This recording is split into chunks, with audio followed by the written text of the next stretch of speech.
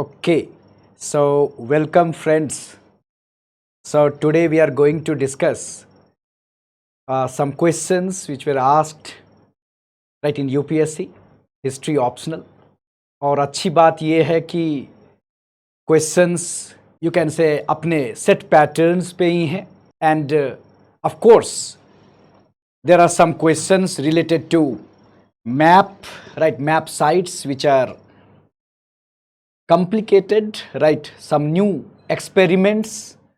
लेकिन ओवरऑल अगर map sites के अलावा जो क्वेश्चंस अगर आप देखेंगे तो क्वेश्चंस जैसा पूछा जाता है लगभग उसी तरीके से है, राइट? आई ऑलवेज बिलीव कि क्वेश्चंस आसान नहीं होता, टफ नहीं होता, right? You have to perform better, fine. So questions set pattern पे ही हैं, जैसे पूछे जाते हैं उसी तरीके से है.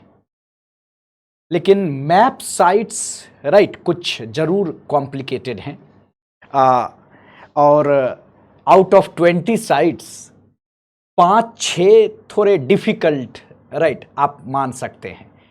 तो आप लोगों में से जिन लोगों ने मैप में आउट ऑफ 20 अगर आपने 12-13 ठीक किया है तो it's a good performance. So don't worry, ये अच्छा परफॉर्मेंस माना जाएगा. यू कैन से perform better in different question. लेकिन मैप साइट्स में 5-6 जरूर बहुत थोड़ा कॉम्प्लिकेटेड है.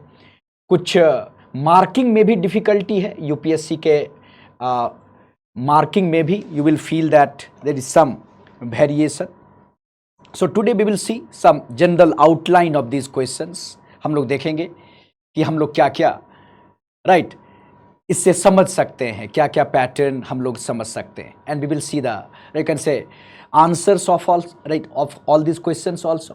Fine, great. So today we are starting with you can say a general analysis and in general analysis you can see this chart and you can get an idea that this year some less known area became more prominent, right? कुछ ऐसे area जहां से generally question नहीं पूछे जाते हैं वो ज्यादा पूछे गए हैं. सो you can see that suppose in 2023, so we generally avoid some area, right? Suppose you can read that. I don't want to repeat all this, so you can read that. And suppose we generally ignore this area, suppose 750 to 1206 AD. This area we generally ignore, but they have asked question on that, right? We have question on that, right? So you will see that this is a focus area.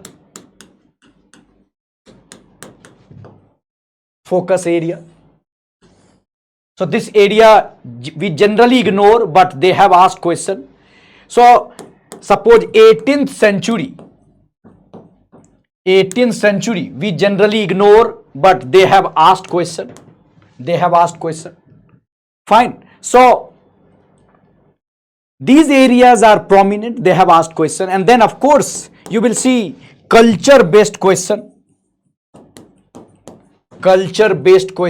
They generally ask culture based question. So this time also they have asked culture based question. They have asked on architecture, they have asked painting, right? European influence in Mughal painting. So generally, right, architecture, painting, culture से related literature question पूछे जाते हैं, है ना? अगर आपने trend को देखा होगा तो जनरली इस तरह के क्वेश्चंस पूछे जाते हैं. तो इस बार भी क्वेश्चंस हैं और ये दो चैप्टर, ये दो एरिया जनरली जिसको हम अवॉइड करते हैं, हम ज़्यादा फोकस करते हैं पॉपुलर एरियाज पे, लेकिन इस बार इन दो एरियाज पे भी क्वेश्चन पूछे गए. Is that fine? So overall you can see that analysis and chart and you can get some idea. Is this fine? Done. Now what we will do, right, we will start with map based question. The first question is generally, right, you know that it's a compulsory question and they are giving you 20 20 site, they are giving you 20 site, they are indicating, है ना, वो indicate करते हैं। Suppose neolithic, suppose hoard of Gupta coins, वो आपको indicate करते हैं। आपको मैप में देखना होता है, मैप में देखना होता है कि ये साइट कहां है। Suppose this time also like the last time, generally वो चाहे तो फिजिकल मैप देते हैं या पॉलिटिकल मैप देते हैं, लेकिन पॉलिटिकल मैप पूछ रहे हैं वो, इस बार भी उन्होंने political state boundary based map दिया है। तो आपको यह देखना होता है कि सपोज नियोलिथिक साइट पूछा जा रहा है, ये किस स्टेट में है, तो इस स्टेट में नियोलिथिक साइट ये है, तो ये कौन सा हो सकता है, राइट? आपको रिकॉग्नाइज करना पड़ता है। And then you have to write 30 words on them, है ना। कितने वर्ड लिखने होते हैं, आपको क्या करना होता है, आपको इंडिकेशन दिया होता है और उस इंडिकेशन से आपको पहचानना होता है उस साइट को। और जब आपने पहचान लिया है तो आपको उसके बारे में 30 वर्ड्स लिखने होते हैं, 30 वर्ड्स लिखने होते हैं। सपोज पहला site, first site, they have marked. Now I said there is some complication. ये जो पहला साइट है ये थोड़ा ज्यादा ऊपर दिया हुआ है, थोड़ा ज्यादा ऊपर दिया हुआ है, but generally we consider that it is Burzahom. लेकिन ये बुर्जाहोम से थोड़ा ऊपर दिया हुआ है साइट, लेकिन कश्मीर में सबसे ज्यादा डॉक्यूमेंटेड साइट है बुर्जाहोम। तो हम लोग अपने आंसर में लिखेंगे कि यह साइट बुर्जाहोम है। We will write that Burzahom is, you can say in Srinagar, we will write that Burjahom is known for this kind of pottery. Burjahom is known for some special feature of Burjahom you can mention, right? तो हम लोग इन सारे sites को recognise करते हैं और इन सारे sites के बारे में 30 वर्ड्स लिखते हैं, ठीक है। तो जनरली ये जो क्वेश्चंस होता है, जो मैप बेस्ड क्वेश्चन होता है, इसमें अच्छे मार्क्स आते हैं अगर आपने उन साइट्स को रिकॉग्नाइज कर लिया और उसके बारे में 30 वर्ड्स लिख दिया तो बहुत अच्छे मार्क्स आते हैं। लेकिन क्वेश्चंस अगर आसान है, नॉर्मल है, तब तो अच्छी बात है, लेकिन क्वेश्चंस अगर कॉम्प्लिकेटेड है तो इसके बारे में कुछ किया नहीं जा सकता है। एग्जैक्ट लोकेशन भी समझ पाना थोड़ा डिफिकल्ट है। Suppose it is state based map, तो मैंने बताया आपको कि ये जो साइट दिया हुआ है ये बुर्जाहोम से ऊपर दिखता है थोड़ा सा, तो थोड़ा कंफ्यूजन क्रिएट करता है कि ये बुर्जाहोम है या बुर्जाहोम से ऊपर कोई नियोलिथिक साइट है ये। लेकिन जनरली बुर्जाहोम हम लोग मानते हैं। तो there are some popular site also, but there are some complicated site also, some difficult site also बच्चे।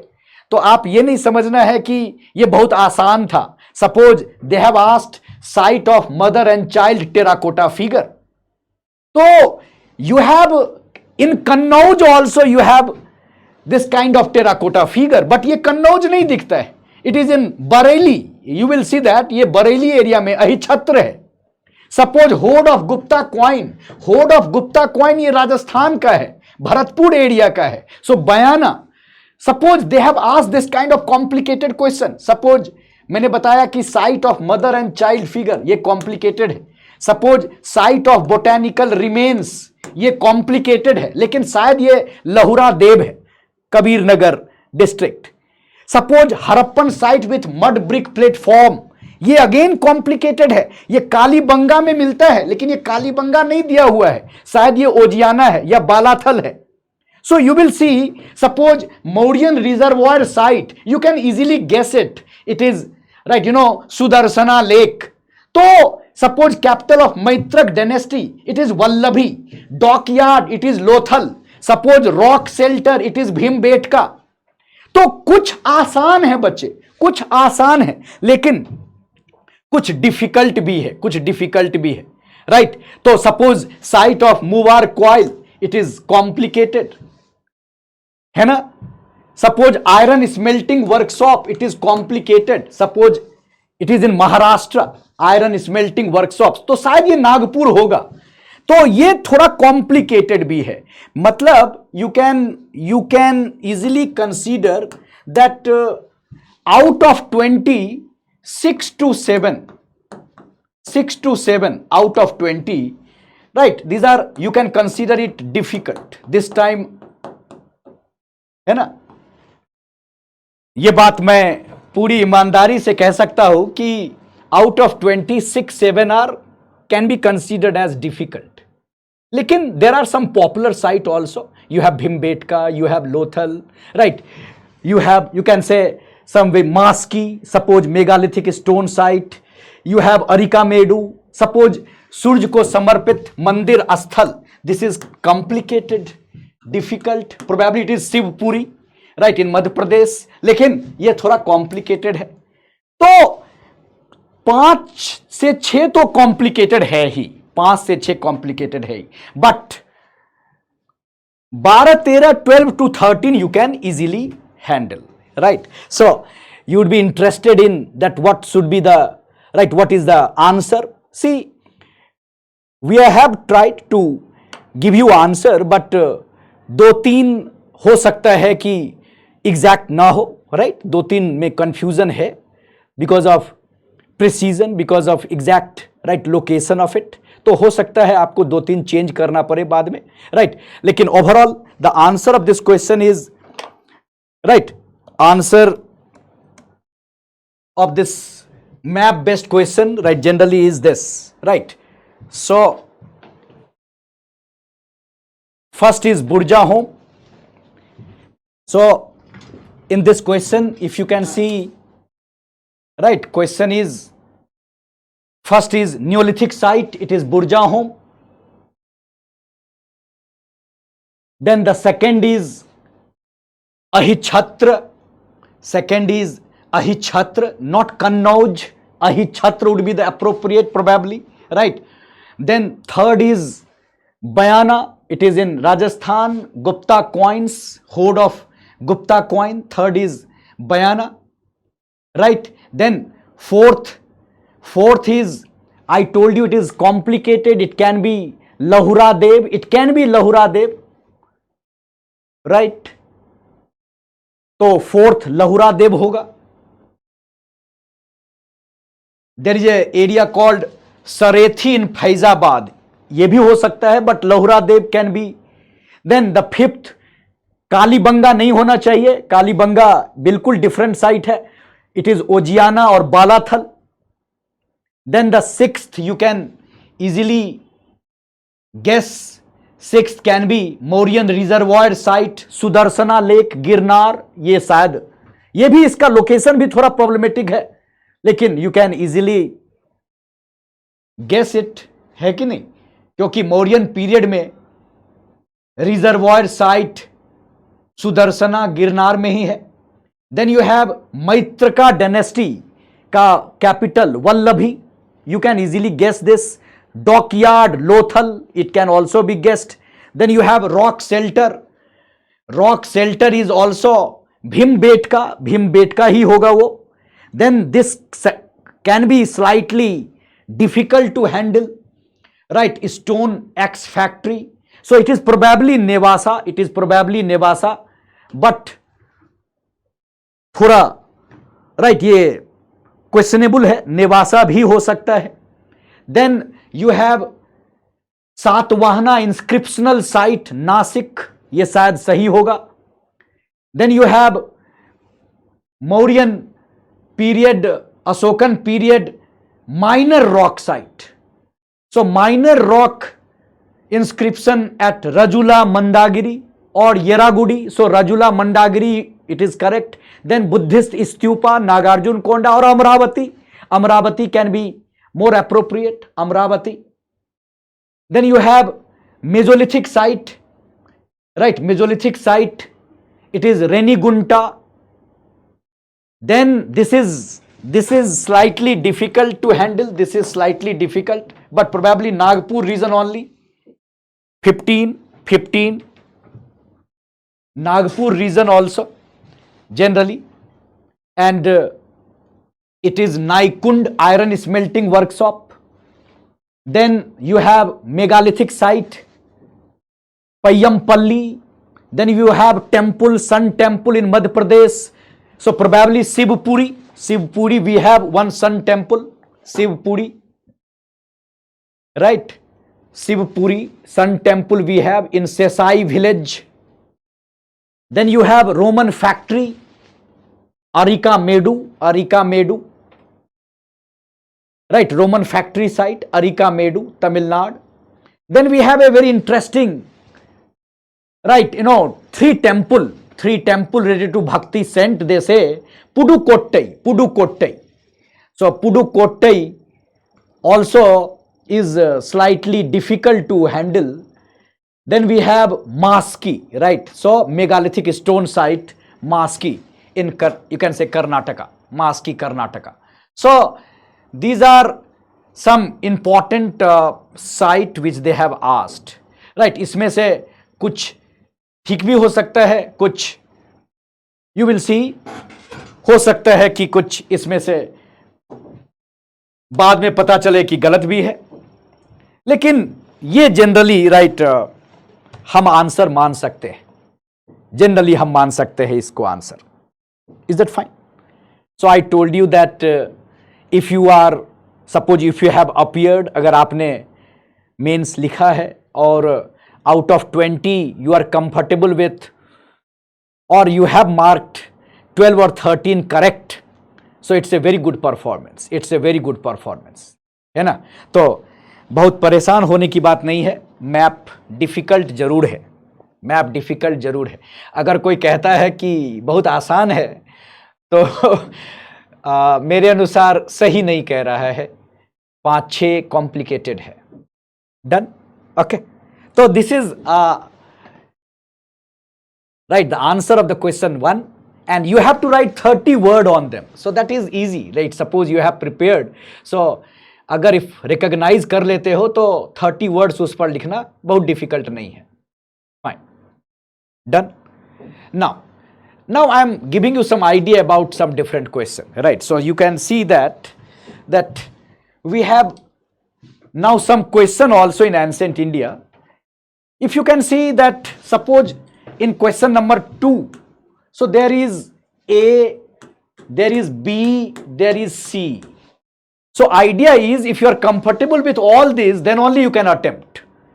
And the first question is, you will see 20 marks, then 15, then 15. Fine. So पहला question 20 marks का है and rest you will see 15. So you will see that this question, and if you are comfortable with all, then only you can attempt. So gradually we should, you can say, see this question, all this question. Now coming to question number 1. Right, question number 1. So Navpasan Yug, right, Neolithic age. Neolithic age represent a revolution due to significant changes that took place during this period. Right. So Neolithic age represent a revolution. Why? Due to significant changes that took place during this period. Fine. So there is a debate. Fine. There is a debate that the development in Neolithic period is evolution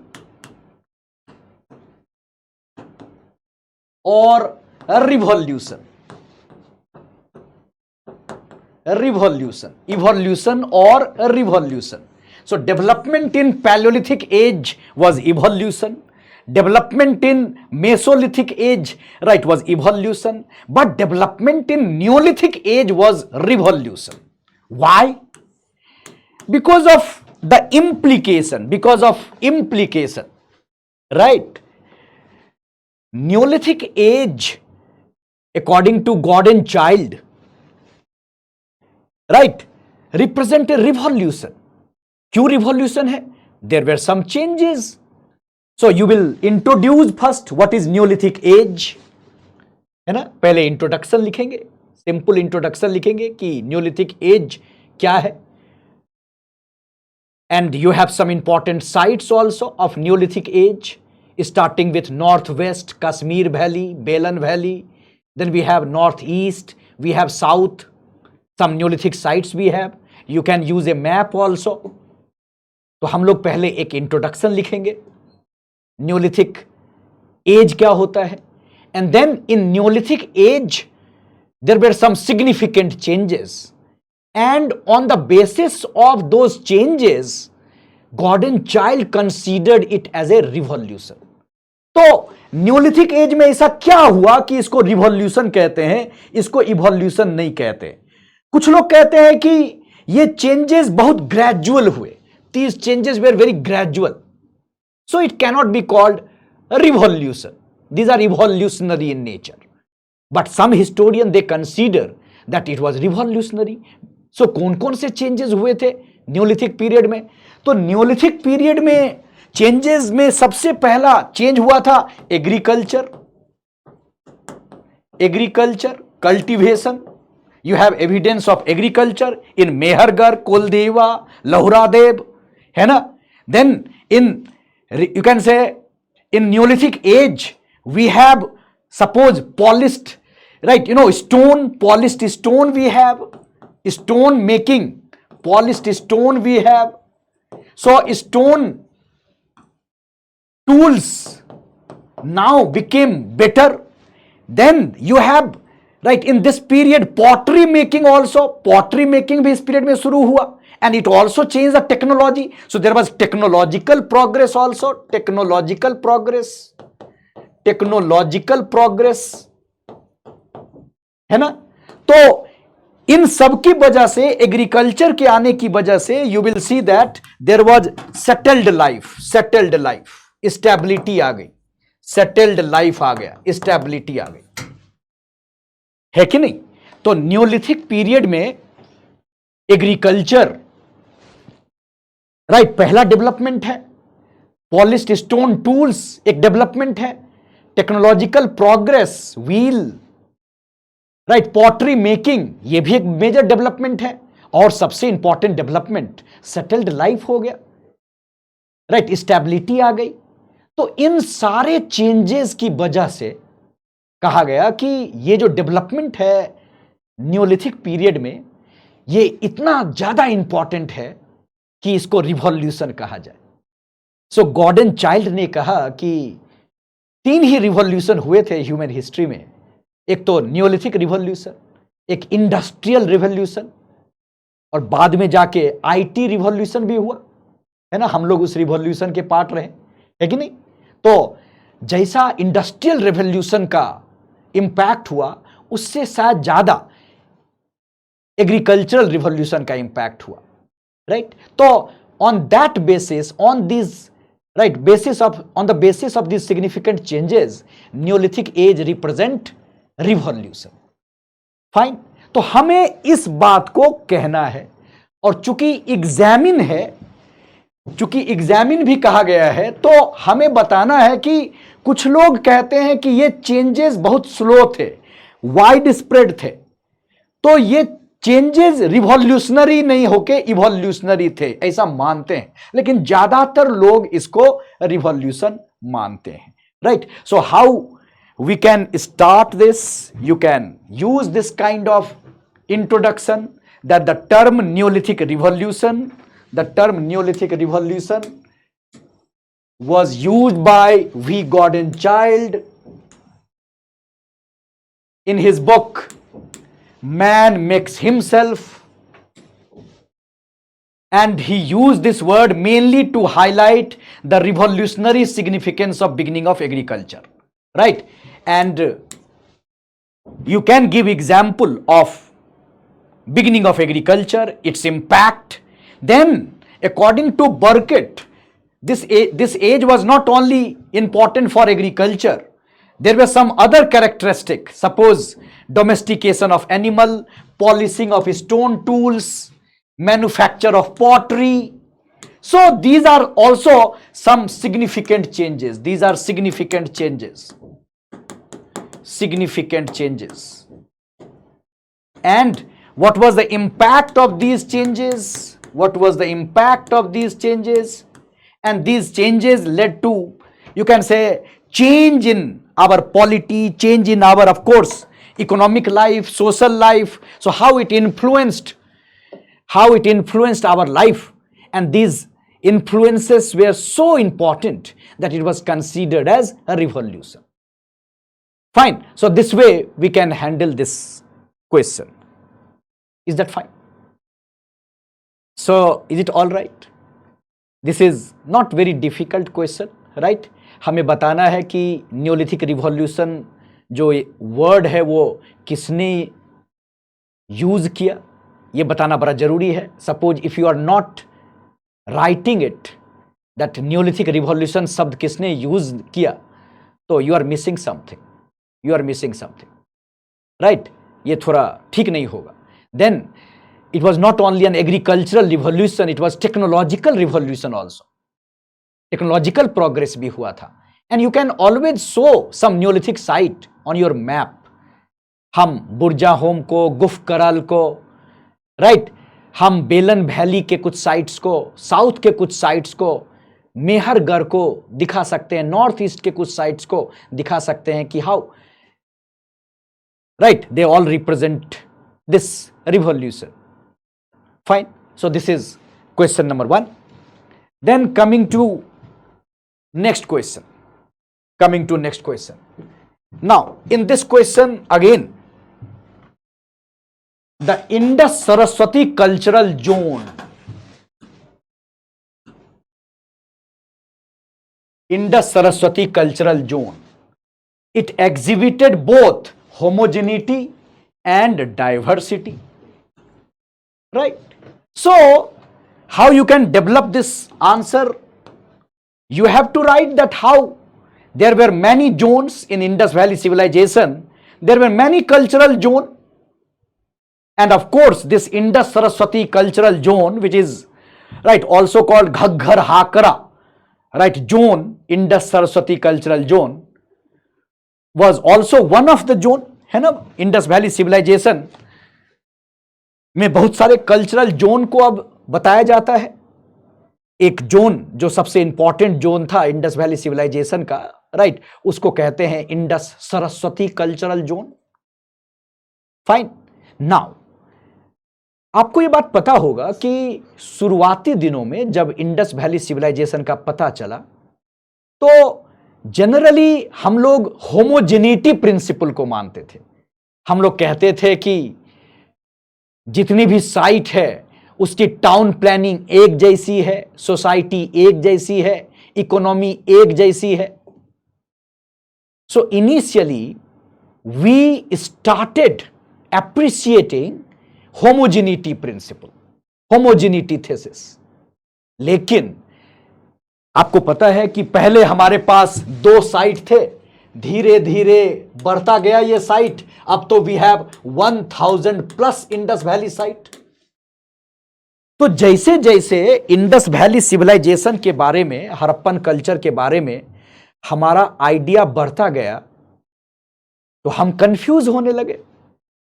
क्यों confuse होने लगे? कि homogeneity तो मिलती थी लेकिन homogeneity के साथ साथ डाइवर्सिटी भी मिलने लगी. होमोजेनिटी ऑफ कोर्स है इस जोन में, बाकी जोन में भी होमोजेनिटी है, लेकिन होमोजेनिटी के अलावा जैसे जैसे रिसर्च बढ़ रहा है हमें डाइवर्सिटी का पता चल रहा है. पहले हम कहते थे कि टाउन प्लानिंग ऐसी थी, अब बहुत सारे एक्सेप्शंस हैं. पहले हम कहते थे बरियल प्रैक्टिस ऐसे थे, लेकिन अब बहुत सारे हमारे पास एक्सेप्शन मिल रहे हैं. पहले हम कहते थे कि रिलीजन ऐसा था, सोसाइटी ऐसी थी, but now we are getting more exception. Is it fine now? तो मैंने क्या कहा आपसे बच्चे? मैंने कहा कि शुरुआती दिन में इंडस वैली सिविलाइजेशन के बारे में कहा जाता था कि होमोजेनिटी है, होमोजेनिटी डोमिनेट करती है, कॉमन फीचर्स की बात हम करते थे. लेकिन रिसर्च बढ़ता गया, टाइम बढ़ता गया, हमारे पास बहुत सारे साइट्स मिलने लगे, रिसर्च होता गया और पता चला कि डाइवर्सिटी भी बहुत है. तो हमारे पास यूनिटी के भी फीचर हैं, डाइवर्सिटी के भी फीचर हैं. सो यूनिटी इन डाइवर्सिटी भी है। तो हम लोग पहले एक इंट्रोडक्शन लिखेंगे कि इंडस वैली सिविलाइजेशन में कई कल्चरल जोन है, और शुरुआती दिनों में in the initial years we had we accepted actually homogeneity principle, but with the discovery of some new sites, we started getting some exception to this you can say homogeneity principle, and gradually हमें पता चला कि अगर town planning देखेंगे तो कुछ common feature भी है, होमोजेनिटी है, लेकिन कुछ एक्सेप्शंस भी इसके हैं, है कि नहीं। सपोज टाउन प्लानिंग में हम लोग कहते थे कि सिटाडल है, लोअर टाउन है ना, सिटाडल और लोअर टाउन 2 डिवीजन है, but in Dholavira we have middle town. हमारे पास बहुत सारे ऐसे साइट हैं जहां लोअर टाउन भी फोर्टिफाइड है, बहुत सारे ऐसे साइट हैं जहां पे कि सिटाडल भी नहीं है, suppose चान्हुदारो।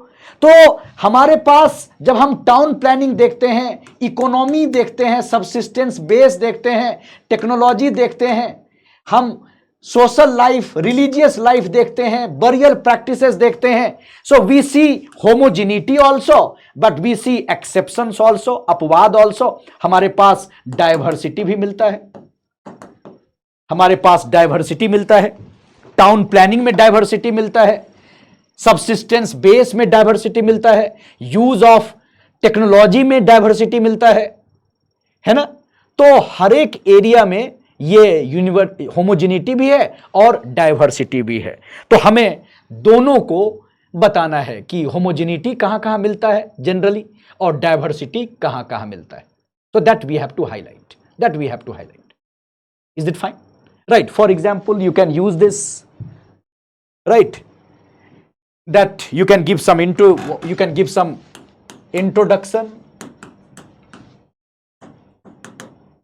In introduction you can mention the old idea what is called homogeneity principle, and then new research, diversity appreciated, new research. So now you have new research, then you can mention that still we have some homogeneity, same written script, same sets of weights and measures, same tools, design, brick size, same, they maintained this ratio 4:2:1. Some uniformity in town planning, some uniformity in using seals, cell bangles, suppose square shaped seals, artwork, carnelian beads, तो कुछ uniformity के example आपको लिखना है। And then you can also mention that evidence of diversity, कैसे different pattern हमें दिखते हैं सबसिस्टेंस बेस में, टाउन प्लानिंग में। You can give example of Dholavira, you can give examples of Dholavira, example of suppose Lothal, example of Kalibanga, you can give some example and you can say that how there was diversity also, so unity, and then you can write the conclusion that unity in diversity. So this kind of answer you can develop. Is it fine? Done. Now coming to number 3, next question. See, in this question is again not difficult, but we have to handle this question in a very proper manner. Now in this question they say that they talk about Aryan problem. So you have to understand, in the introduction you can mention that what exactly was this Aryan problem. What exactly was this Aryan problem? So first हमें ये समझना होगा कि ये जो Aryan problem पे question पूछा हुआ है, ये आर्यन प्रॉब्लम क्या होता है, आर्यन प्रॉब्लम का क्या मतलब है? तो आर्यन प्रॉब्लम का मतलब है the debate regarding the origin of Aryans, right. So ये आर्यन प्रॉब्लम जो है ये क्या है? ये प्रॉब्लम है debate regarding the origin of Aryan, regarding the origin there is a debate, right? तो बहुत सारे हिस्टोरियंस का इसमें मत है, and now the debate is indigenous और आउटसाइड ऑरिजिन, है ना, इंडिजिनस ऑरिजिन या आउटसाइड ऑरिजिन। जनरली हम लोग मानते थे कि आउटसाइड ऑरिजिन है, बाहर से आए। पहले before 1960 we accepted what is called Aryan invasion theory, है ना, आर्यन इन्वेजन थियरी पहले मानते थे हम 1960 से पहले, है कि नहीं। अब हमने इसको रिजेक्ट कर दिया है। अब हम लोग कहते हैं आर्यन माइग्रेशन, आर्यन माइग्रेशन। सो आर्यन प्रॉब्लम एक बहुत ही कॉम्प्लिकेटेड इशू रहा है, शुरू से रहा है। पहले तो कहते थे कि Aryans they represented race and they invaded, है ना, पहले हम लोग यूज करते थे वर्ड इन्वेजन, लेकिन 1960 के बाद हम लोगों ने इन्वेजन थियरी को रिजेक्ट कर दिया। फिर बात करने लगे माइग्रेशन थियरी पे। फिर माइग्रेशन क्या एकाएक हो गया? तो नया रिसर्च कहता है कि नहीं, एकाएक नहीं हुआ। सो माइग्रेशन धीरे धीरे हुआ, स्मॉल ग्रुप में हुआ। तो अब हम क्या मानते हैं? माइग्रेशन स्मॉल ग्रुप में हुआ। फिर क्वेश्चन हुआ कि कहां से माइग्रेशन हुआ? देयर आर मैनी थियरीज, लेकिन अब मानते हैं कि सेंट्रल एशिया से हुआ। लेकिन in recent days there was a question that कहीं से माइग्रेशन नहीं हुआ, they were the inside, they were the indigenous peoples. अब कुछ लोग कहते हैं कि यहीं से, राइट, यहीं से थे वो। So there are also this kind of view. So this all are Aryan problem, but we are trying to handle this Aryan problem with the help of just see comparative study of the language, with the help of archaeological sources, with the help of vast corpus of Vedic literature, है ना। ये कोशिश की गई है बच्चे, ये कोशिश की गई है कि इस समस्या को लैंग्वेज के कंपैरेटिव स्टडी से, आर्कियोलॉजिकल सोर्सेस की मदद से, वैदिक लिटरेचर में जो वर्ड मेंशन्ड हैं उसकी मदद से सॉल्व कर लिया जाए। They wanted to solve this issue कि इन तीनों के आधार पर comparative study of language, Max Muller, Sanskrit और यूरोपियन लैंग्वेज में जो अफिनिटी है, बहुत सारे ऐसे वर्ड हैं संस्कृत के जो यूरोपियन लैंग्वेजेस से मेल खाते हैं। इसका एग्जाम्पल दिया गया, लैंग्वेज बेस्ड स्टडी का एग्जाम्पल दिया गया, और खासकर मैंने बताया Max Muller, language based study. पहले तो आर्यन को रेस मानते थे, अब आर्यन को क्या बोलते हैं? Linguistic group, language based. तो आर्यन को लिंग्विस्टिक बेसिस पे समझने की बात की गई, उनके ओरिजिन को समझने की बात की गई। तो लैंग्वेज के कंपैरेटिव स्टडी को, सपोज जंदावस्ता और ऋग्वेद के बीच सिमिलैरिटी को देख के, suppose archaeological source, suppose bogus कोई इंस्क्रिप्शन, उसमें जो वैदिक गॉड का जिक्र है, इंद्र, वरुण, मित्र, नासत्य, तो इन सारे आधार पर बहुत सारे वैदिक वर्ड हैं जो और कई एरिया में यूज की जाती थी, ऐसा लगता है कि वो बाहर से आए। तो इन तीनों के आधार पर you have to give example कि comparative study of language, archaeological source, suppose bogus कोई इंस्क्रिप्शन, सपोज वैदिक लिटरेचर में जो शब्द लिखे गए हैं, इन तीनों के आधार पर यह कोशिश की जाती है कि आर्यन प्रॉब्लम को सॉल्व किया जाए। लेकिन क्या आर्यन प्रॉब्लम सॉल्व हो गया है? इन तीनों के आधार पर तो हम कह सकते हैं कि आर्यन माइग्रेटेड। हां, कहां से माइग्रेट हुआ?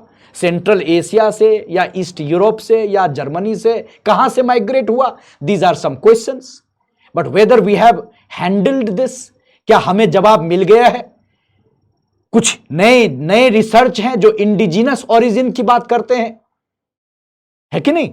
तो whether we have solve this so called Aryan problem regarding the origin of Aryans, whether we have solved it? Answer is what? No.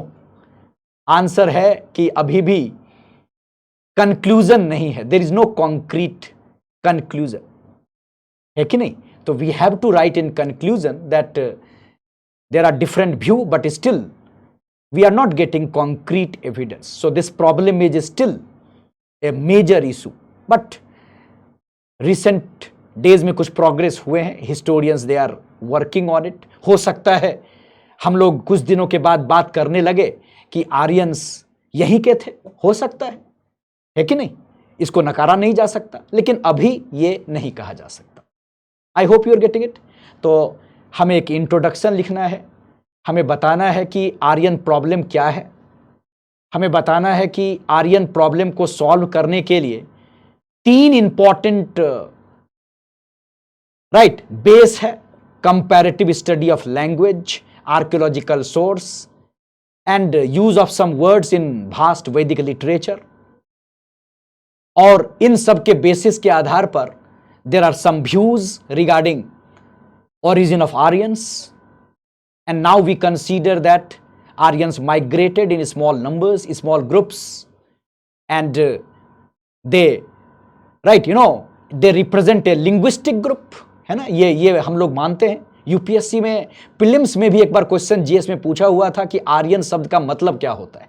Aryan शब्द का मतलब क्या रेस होता है? नहीं, आर्यन शब्द का मतलब होता है लिंग्विस्टिक ग्रुप. हम लोग ये लिखेंगे, लेकिन फिर लिखेंगे कंक्लूजन में कि अभी ये प्रॉब्लम सॉल्व नहीं हुआ है, अभी ये प्रॉब्लम अभी इस प्रॉब्लम का बहुत सारे नए डायमेंशंस अभी आने वाले हैं. And recently indigenous origin theory is also highlighted. Fine. So this kind of answer we have to write, open ended. Right, आप ये मत समझिए कि इसका कोई कॉन्क्रीट क्लियर कट जवाब है. आपको बताना है कि ये प्रॉब्लम थोड़ा कॉम्प्लेक्स है और इस प्रॉब्लम को सॉल्व करने की कोशिश की गई है इन सब आधार पर. Is it fine? So you can use these point also. Right, suppose if you have to develop this, you can start with the original home of the Indo-Aryans is the subject of continuing debate, subject of continuing debate. Therefore it's a big problem, complex problem,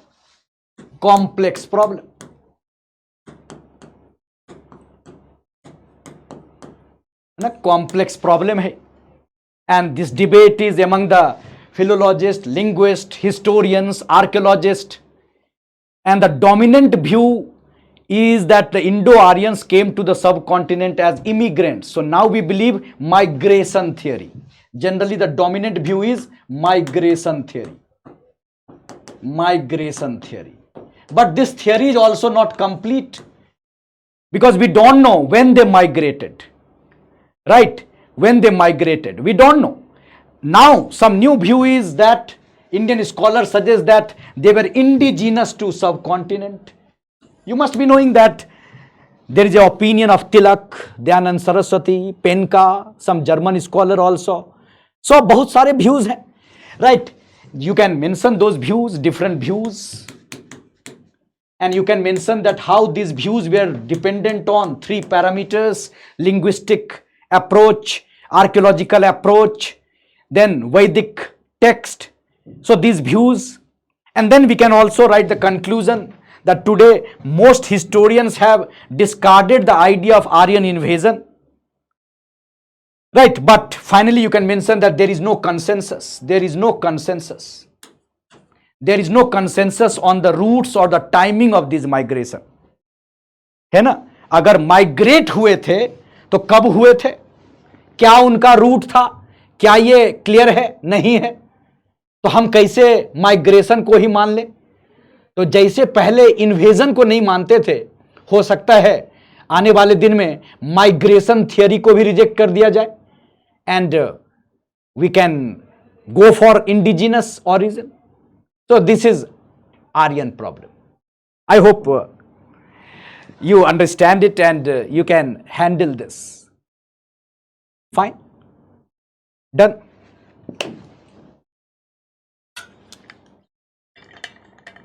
Okay.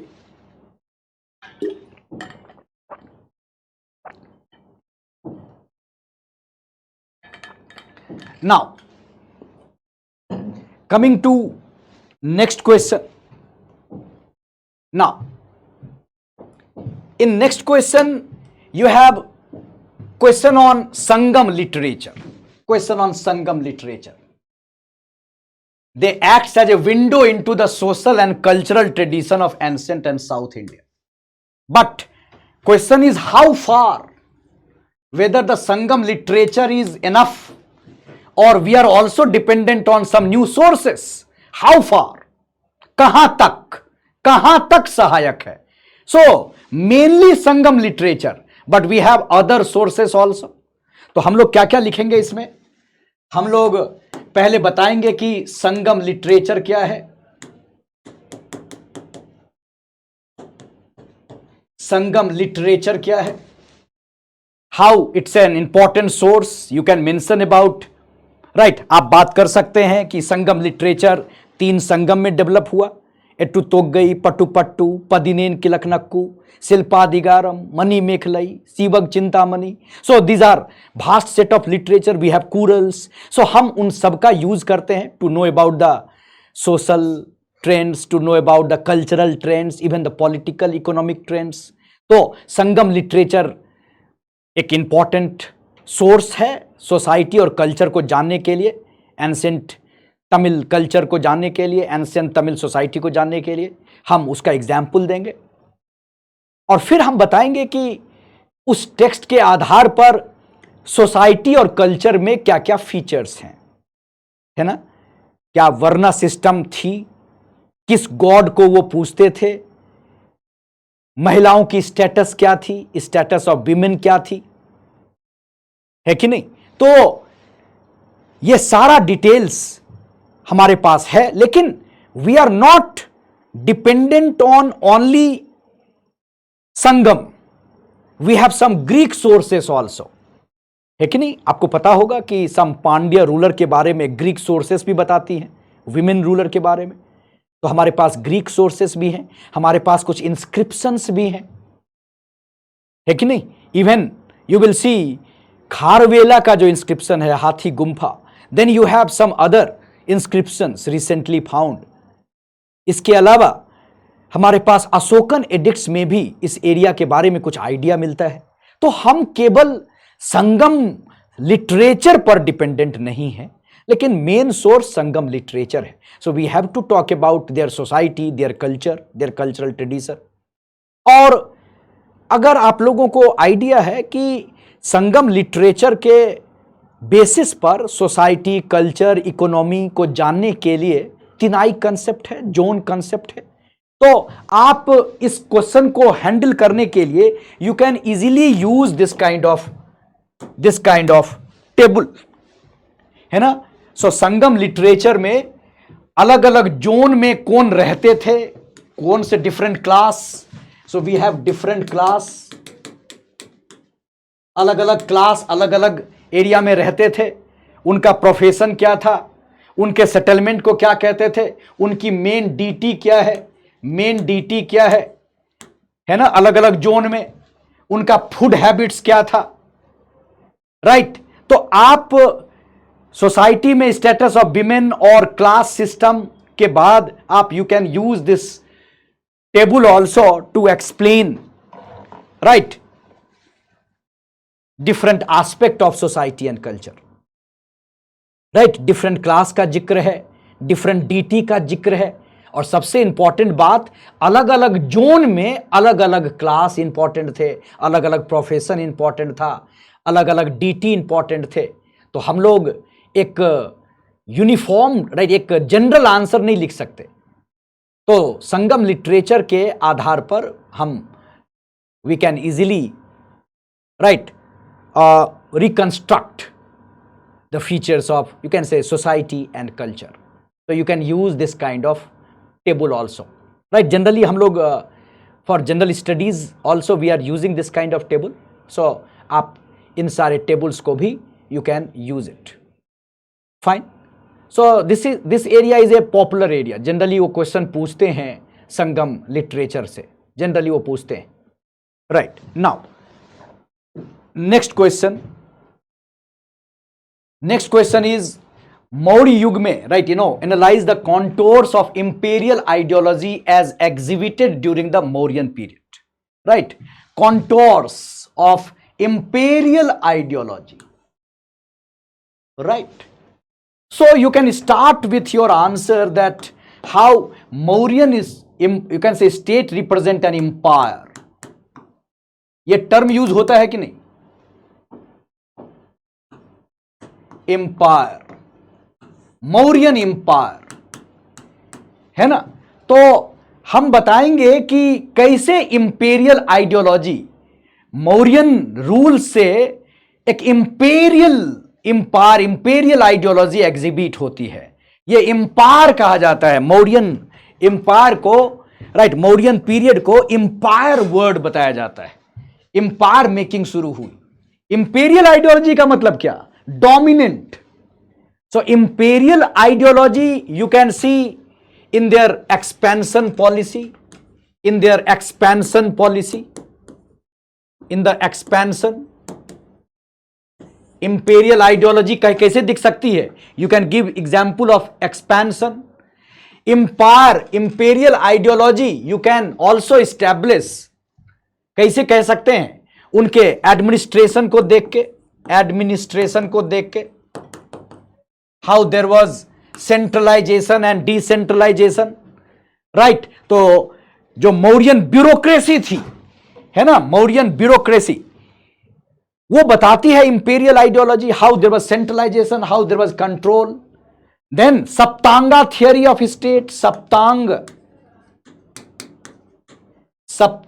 Theory of state, ये imperial ideology बताती है. चक्रवर्ती क्षेत्र, है कि नहीं? Imperial ideology बताती है. Then imperial ideology can also be see their taxation policy. कितने तरह के टैक्स थे, टैक्स देना पड़ता था. इकोनॉमिक कंट्रोल था, इकोनॉमिक कंट्रोल. इंपेरियल आइडियोलॉजी को इकोनॉमिक कंट्रोल को भी देखा जा सकता है. सब कुछ कंट्रोल, माइनिंग, है कि नहीं? अध्यक्षाज, आप जानते हैं. सो हमें इस क्वेश्चन में अलग अलग पैराग्राफ में यह बताना है कि कैसे मौर्य काल में, कैसे मौर्यन पीरियड में एम्पायर दिखा आपको, इंपेरियल आइडियोलॉजी दिखी. How it was exhibited in their expansion, it was exhibited in their administration, it was exhibited in their economic policies, it was exhibited in their, you can say, the policy of Dhamma. In the policy of Dhamma also you will see imperial uniformity, uniform idea. So Romila Thapar ने कहा है कि उनका जो धम्मा था ये भी एक पॉलिटिकल, राइट, इंटेंशन के साथ किया गया था. धम्मा में भी उनका इंपेरियल आइडियोलॉजी दिखता है, Then even imperial ideology can be seen in their inscription, है ना? Major rock edict, minor rock edict, पूरे स्टेट में, है ना, उसके थ्रू मैसेज देना. So in their inscription also you will see imperial ideology. तो इस तरीके से मौर्यन पीरियड के डिफरेंट डायमेंशन को आपको हाईलाइट करना है और बताना है कि ये सही मामले में इंपायर था और इंपेरियल आइडियोलॉजी एग्जिबिट होती है इनके अलग अलग पॉलिसी में, चाहे कल्चरल पॉलिसी हो या इनके सोशल पॉलिसी हो या इनकी इकोनॉमिक पॉलिसी हो या इनका एडमिनिस्ट्रेशन हो या इनका एक्सपेंशन हो, इनका राइट इंपेरियल आइडियोलॉजी दिखता है. ब्यूरोक्रेसी का सेट देखिए, अध्यक्षाज के रोल को देखिए, सब कुछ कंट्रोल करना चाहता था. सपोज स्पाई नेटवर्क है कि नहीं, स्पाई नेटवर्क, संचार, गूढ़ पुरुषा, संस्था, महामात्याप सर्प, है ना, सब कुछ कंट्रोल करना चाहते थे वो। ये क्या है? Imperial ideology. फाइन, तो हम अलग अलग पार्ट में मौर्य के इंपेरियल आइडियोलॉजी को हम दिखाएंगे। Is that fine? तो इस क्वेश्चन को भी we can handle like this. Fine, then next question is right again, evaluate the status of women in the Gupta period as compared to the pre-Gupta era. So remember, you have to write the status of women. Status of women के बारे में बात करना है, लेकिन you have to compare it with pre-Gupta period. Pre-Gupta period में status क्या थी, है ना? स्मृति टेक्स्ट क्या क्या बात करता था, स्मृति टेक्स्ट क्या क्या बात करता था। सपोज मनुस्मृति, क्या वो विमेन को प्रॉपर्टी राइट्स देने की बात करता था? क्या वो चाइल्ड मैरिज की बात करता था? राइट, तो प्री गुप्ता पीरियड में क्या क्या इंपॉर्टेंट है, और फिर गुप्ता पीरियड में स्टेटस ऑफ विमेन में क्या चेंजेस आया। Right, you have to write first introduction. हम एक इंट्रोडक्शन देंगे। प्री गुप्ता पीरियड में स्मृति टेक्स्ट में स्टेटस ऑफ विमेन कैसा था, and then we have to write status of women in Gupta period. Right, so in Gupta period when you are writing status of women, ये इतना simple नहीं है। वाई सिंपल नहीं है? क्योंकि गुप्ता पीरियड में जो विमेन की स्टेटस है, एक तो आइडियल इमेज है विमेन की, आदर्श इमेज है विमेन की, और कुछ एविडेंस मिलते हैं आर्कियोलॉजी से, लिटरेचर में, है कि नहीं? तो बड़ा कॉम्प्लिकेटेड माहौल लगता है कि गुप्ता पीरियड में, जो पुराण में या जनरली जो गुप्ता पीरियड के लिटरेचर में, एक विमेन का आइडियल इमेज भी है, है कि नहीं? कि वो पढ़ी लिखी होती थी, रिस्पेक्टेड होती थी, आइडियल इमेज भी है। लेकिन गुप्ता पीरियड में हमें प्रोस्टिट्यूशन का एग्जाम्पल मिलता है। गुप्ता पीरियड में हमें सती, एरन इंस्क्रिप्शन में 510 एडी में सती का एग्जाम्पल मिलता है। गुप्ता पीरियड में लगता है कि और डिटोरिएट हो गया विमेन का स्टेटस। तो गुप्ता पीरियड में जो स्टेटस ऑफ विमेन को लिखेंगे तो इतना सिंपल नहीं है कि ग्राफ नीचे जा रहा है।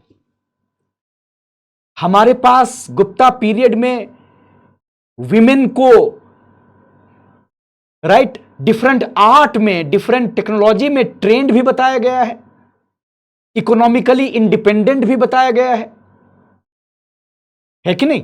तो गुप्ता पीरियड में विमेन की स्थिति दो तरह की स्थिति है। एक दो आइडियल जो पिक्चर दिया गया है, जिसमें स्थिति खासकर हायर क्लास के विमेन की स्थिति अच्छी थी, लेकिन शायद जनरल लोगों के बीच, आम जनता के बीच में विमेन की स्थिति अच्छी नहीं थी। और हमारे पास इंस्क्रिप्शनल एविडेंस है प्रोस्टिट्यूशन के। सपोज कामसूत्रा बताता है कि क्या हाल था विमेन का। सपोज सती सिस्टम का आर्कियोलॉजिकल एविडेंस है ना? तो खासकर लोअर क्लास के विमेन की स्थिति अच्छी नहीं थी, यह बात तो दिखता है, लेकिन हायर क्लास के कुछ विमेन का एग्जाम्पल मिलता है। तो if you will compare it with the pre Gupta and Gupta period, तो आपको एग्जाम्पल मिलता है, चाइल्ड मैरिज का भी एग्जाम्पल मिलता है। Right, you will get example of deterioration of the women, status of window भी डिटोरिएट हुआ है, ये दिखता है। तो लेकिन कंफ्यूजन क्या है कि हमें गुप्ता पीरियड में कुछ फीमेल डिविनिटीज का भी एविडेंस मिलना शुरू हो जाता है, स्कल्पचर मिलना शुरू हो जाता है। राइट, तो इस पीरियड में हमें लगता है कि थोड़ा कॉन्ट्राडिक्शन है हायर क्लास ऑफ विमेन और लोअर क्लास ऑफ विमेन के साथ। लेकिन लोअर क्लास ऑफ विमेन की स्थिति राइट लगता है कि डिटोरिएट हो रही थी। तो this kind of answer we have to write, this kind of, and you have to give example also कि उस पीरियड में क्या स्थिति थी और इस पीरियड में क्या स्थिति थी, क्या डिटोरिएशन आ गया है। लेकिन मैंने कहा कि आइडियल पिक्चर भी दी गई है ना। महिलाओं की स्थिति सीधे कहना कि डिटोरिएट हो गई, ये इतना आसान नहीं है, राइट, खासकर in the context of some new research. Then we have to take the next question is related to simple bhakti movement, है ना। भक्ति मूवमेंट का टेनेट्स क्या था, इसमें क्या क्या लिखना है, भक्ति मूवमेंट का सिद्धांत क्या था, है ना। भक्ति मूवमेंट का टेनेट्स क्या था, क्या क्या था, इसका स्प्रेड कैसे हुआ, इसका स्प्रेड कैसे हुआ, फिर इसका इंपैक्ट कैसे हुआ, इसका इंपैक्ट कैसे हुआ, यह बताना है कि नहीं। तो you can start with an introduction that what is the meaning of bhakti, how it was related to devotional surrender to a personally conceived God to attain salvation, how bhakti is an ancient concept, then you can mention what all were the main tenets, believe in one God, right, direct access to God, surrender, right, love, respect, devotion. So all those tenets, so free to, you can say open to all caste, no discrimination. So tenets, then spread, how it spread, you can always mention that how it developed, how this bhakti andolan, this bhakti movement, it started developing in South. You have to mention how Alwar, how Nayanar, Alwar sent, Nayanar sent, right? Then how Vaishnav Acharyas, then how Ramananda, then after Ramananda you have Kabir, you have Nanak, you have Dadu, you have Chaitanya, you have Shankardev, so you have Meera. So how they spread, then how they spread in Maharashtra, right? So spread, you can show it through map, ये better होगा, because time limitation होता है, तो आप map के through आप दिखा देंगे बंगाल में चैतन्य को, राइट, कश्मीर में लाल देद को, तो आप हर एक एरिया में, आसाम में शंकर देव को, you will show how the spread. ये ज्यादा अच्छा होगा क्योंकि हमारे पास समय और वर्ड्स लिमिटेड होंगे। And then impact, religious impact, right, social impact, Hindu Muslim unity, how cultural impact, now music, literature, vernacular language, change of the policy of the rulers. Suppose later you will see, because of bhakti movement you have Sulah a Kul of Akbar, so the political, cultural, social, economic impact you have to write. Is it fine? तो हम लोग analyse करेंगे tenets क्या क्या थे, spread क्या क्या थे, और बताएंगे कि impact naturally they could not change the structure. क्या इनके आने से कास्ट सिस्टम खत्म हो गया? नहीं। क्या इनके आने से सोसाइटी चेंज हो गई, हिंदू मुस्लिम यूनिटी आ गया? नहीं। लेकिन यस, दे कॉन्ट्रीब्यूटेड, इन्होंने कोशिश की और इसका प्रभाव पड़ा। तो भक्ति मूवमेंट का इंपैक्ट तो हुआ, no doubt about it. You can see the rulers, the policy उनके रूलर्स का कल्चरल में, राइट, कल्चर में, राइट, इंक्लूसिव, एसिमिलेशन, टॉलरेशन, है कि नहीं, ये सब चीजें डेवलप हुई। तो हम अलग अलग पार्ट में एक इंट्रोडक्शन, एक टेनेट्स, एक स्प्रेड और एक इंपैक्ट, हम इस क्वेश्चन को हैंडल कर सकते हैं। फाइन, ठीक है। Then next question is how far temple architecture, right. I told you that temple architecture is a important theme. ये पूछते हैं हमेशा, कल्चरल टॉपिक को पूछते हैं। Temple architecture under the Chola became more refined. So idea is, in this question you have to write early South Indian temple, early South Indian temple, है ना, early South Indian temples, particularly Pallava temples, particularly Pallava temple. And then you have to write how it was more refined. It became more refined, more grandiose, right? Under Cholas, right? So now you have the development of Pallava. In Pallava आप लिखेंगे पहले कि कैसे पल्लवा में पहले cave, rock cut cave, right, architecture developed, how there was mandapa, how there was development of ratha, then how gradually they started developing temple. So gradual development of Dravidian style, gradual development of Dravidian style. तो धीरे धीरे Dravidian style के temple दिखने लग गए हमें Pallava period में gradually.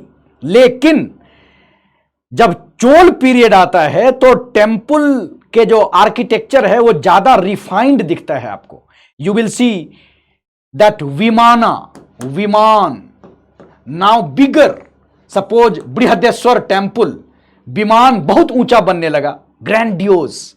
You will C now gopuram gateways ज्यादा रिफाइन होने लगा. Temple complex started developing,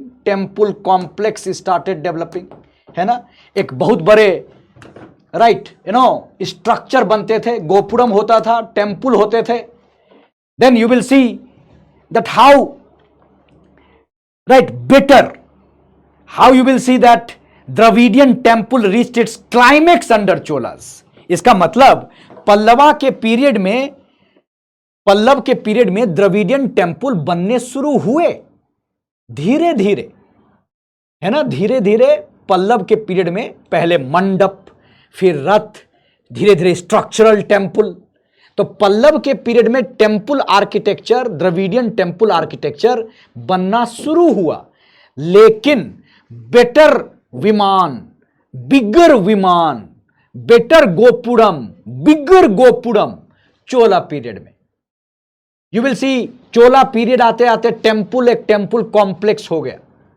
you have main temple, you have subsidiary temple, we have tank, water tank, right. We have, you can say, different structure related to temple. तो हमें बताना है पल्लव के temple architecture के बारे में, और फिर हमें बताना है चोल के टेम्पल के आर्किटेक्चर के फीचर. और चोल में सबसे बेहतर उदाहरण है, right, what you call Brihadeshwara temple, Thanjavur का.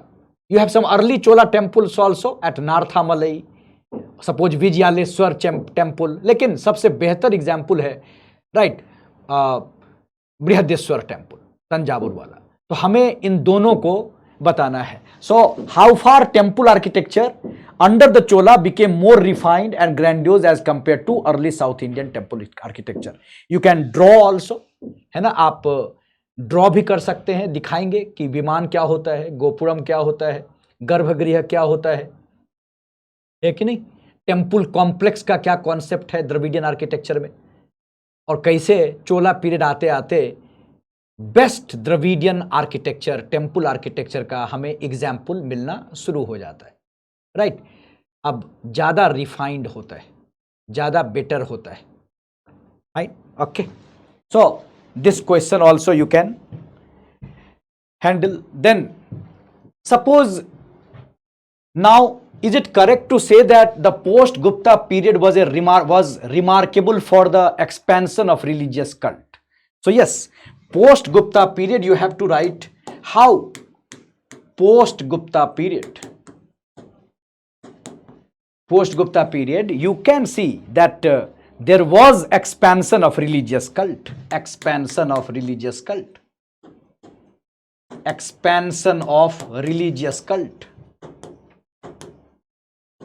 right. कैसे बताएंगे आप? You can give example of Saivism, you can give example of Vaishnavism, है ना. in the post-Gupta period also, you will see Shaivism, different sect, Vaishnavism, then you will see Buddhism, Jainism, and the most important dimension of this part would be how Tantric cult started influencing. Influence of Tantric cult.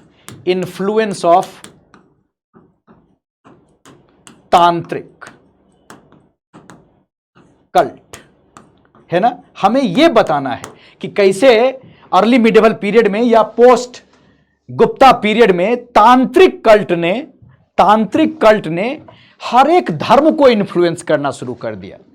Suppose Buddhism में वज्रयान का प्रभाव बढ़ा, है कि नहीं, वज्रयान का प्रभाव बढ़ा।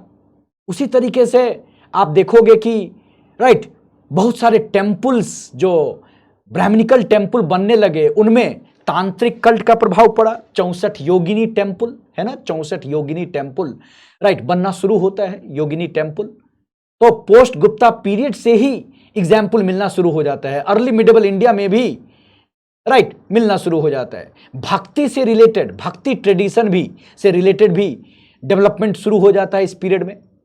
तो चाहे वो नाथपंथी हो या चाहे वो वज्रयानिज्म हो या बहुत सारे तांत्रिक कल्ट हो या कपालिक कालामुखा राइट हो, तो बहुत सारे शैव, वैष्णव, बुद्धिस्ट सेक्ट का डेवलपमेंट शुरू हो जाता है। तो expansion of religious cult, yes, expansion of religious cult, yes. Now you will see some little tradition also started developing.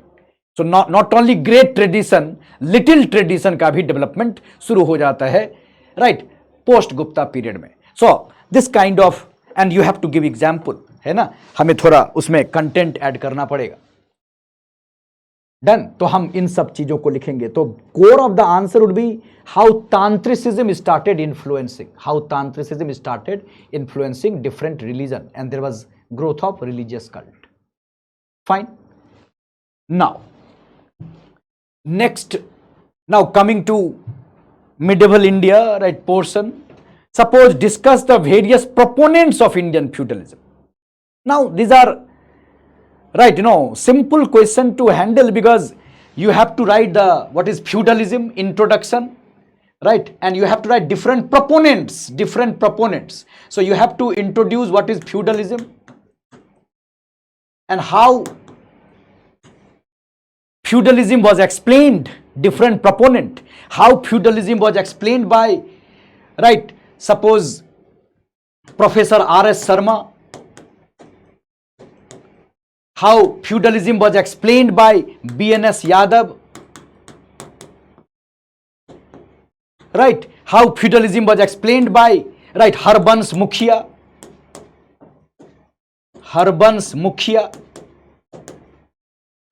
right। So different proponents of feudalism, है ना। R.S. शर्मा कैसे फ्यूडलिज्म की बात करते हैं। R.S. शर्मा से पहले भी feudalism from above, feudalism from below का कंसेप्ट है, राइट। यूरोपियन फ्यूडलिज्म से इसको जोड़ा गया। फिर कहा गया आर.एस. शर्मा के द्वारा कि how it originated through land grant system, है ना। So R S. Sharma talked about Indian feudalism, भारतीय सामंतवाद, उसके फीचर बताए, how it gave rise to closed society, closed economy, subinfeudation, forced labour, है कि नहीं। फिर B.N.S. यादव ने भी बताया कि how it led to you can say feudalism. Harbans Mukhia ने भी इसको राइट अलग डायमेंशन दिया। तो इस क्वेश्चन में हमें R.S. शर्मा, B.N.S. यादव, हरबंस मुखिया, इन सारे राइट स्कॉलर के व्यू को भी हमें लिखना चाहिए। And then we write this only would be the answer of various proponent of Indian feudalism. Fine, then Alberuni के द्वारा किए गए भारतीय समाज, right, examine the defects of in Alberuni's assessment of Indian society. See you have to first appreciate right significance of Alberuni, significance of Alberuni as historian, है ना। अल्बेरूनी की जो किताब है किताबुल हिंद। तो this is very important, they give you very right information, you can से very important information. तो अल्बेरूनी को हिस्टोरियन के रूप में एक्सेप्ट किया जाता है, उनकी जो एनालिसिस है, उनका जो आइडिया है, उसको हम लोग यूज करते हैं, उनकी जो रिसर्च है उसको यूज करते हैं। लेकिन क्वेश्चन पूछा गया है कि डिफेक्ट्स क्या है, you have to finally explain defects. Defects क्या क्या है ना। नेचुरली कोई भी जो फॉरेन ट्रैवलर आता है, जिसको हमारे कल्चर के बारे में पता नहीं, जिसको हमारे लैंग्वेज के बारे में पता नहीं, उसको दिक्कत तो आती ही है, right. So there was some ethnocentrism also, अपनी बात, अपना कल्चर सुपीरियर समझना, है कि नहीं, हमारे कल्चर पर, हमारे साइंस के ज्ञान पर टिप्पणी करना। तो ये सारी कमजोरियां थी, है ना। हमारे कास्ट सिस्टम पर टिप्पणी करना, हमारे साइंटिफिक नॉलेज पर टिप्पणी करना, हमारे हिस्टोरिकल सेंस पर टिप्पणी करना। आपको जानते होंगे इनकी बहुत सारी कमेंट हैं हमारे हिस्टोरिकल सेंस पर, हमारे साइंस के नॉलेज पर। तो वो सारी टिप्पणी इनके डिफेक्ट्स हैं। सो you can mention that how he had some cultural bias after giving introduction or significance, language barrier, lack of complete context, ethnocentrism, limited area he covered, right, he covered limited area he visited, rest only from information from others, है कि नहीं। तो उनमें defect क्या क्या है, cultural बायस है, language barrier है, राइट, इथनोसेंट्रिसिज्म का मतलब होता है कि अपनी कल्चर को ज्यादा सुपीरियर समझना।